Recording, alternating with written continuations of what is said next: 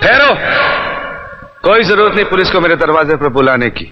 मगर बड़े भैया ये रवि, मैं अभी तक मरा नहीं हूं। घर की छोटी मोटी उलझने मैं खुद सुलझा सकता हूं।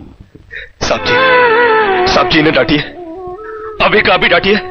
अरे छोटी मालकिन के गहने चोरी हो गए और ये लोग हम पर शक कर रहे हैं। ये लोग सोच रहे हैं कि वो गहने हम कहीं बेचा है।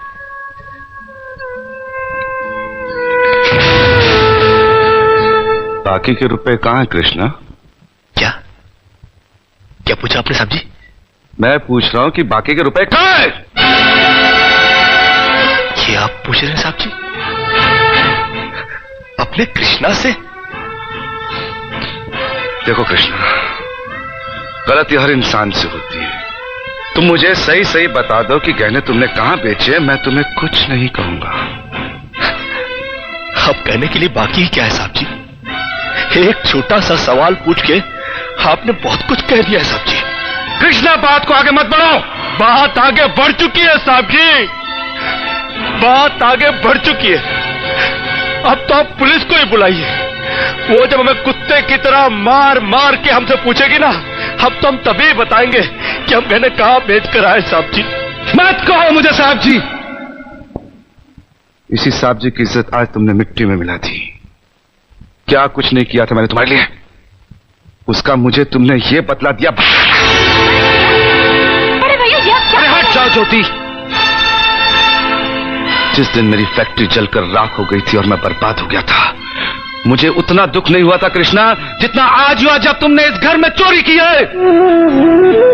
साहब जी,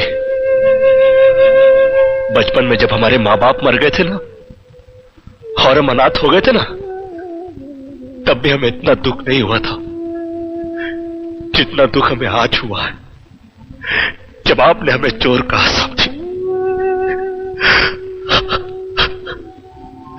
आपने हमें चोर कैसे कहा साहब जी?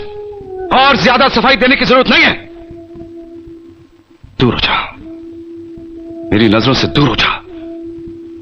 निकल जा इस घर से। अरे इस घर से ही क्या, इस गांव को ही छोड़कर चले जाएंगे। अरे मुंह जनात का क्या है, काट लेंगे अपनी जिंदगी कहीं भी। इतने साल इस घर में बेफिक्री से ये समझकर काट लिए कि साहब जी का हाथ है हमारे सर पर। हमको क्या है परवाह किसी बात की, मगर नहीं, अब हम जान गए कि इस दुनिया में अनाथ का कोई नहीं होता। हम जा रहे हैं साहब जी और इस घर में कभी नहीं आएंगे। अभी निकल जा। दोबारा इस घर की दहलीज में कदम भी रखा तो मेरा मरा हुआ मुंह देखेगा तू। अरे नहीं नहीं नहीं, मुझ नौकर के लिए अपने दिल को दुख देने की कोई जरूरत नहीं। मैं कदम भी नहीं रखूंगा यहाँ पर।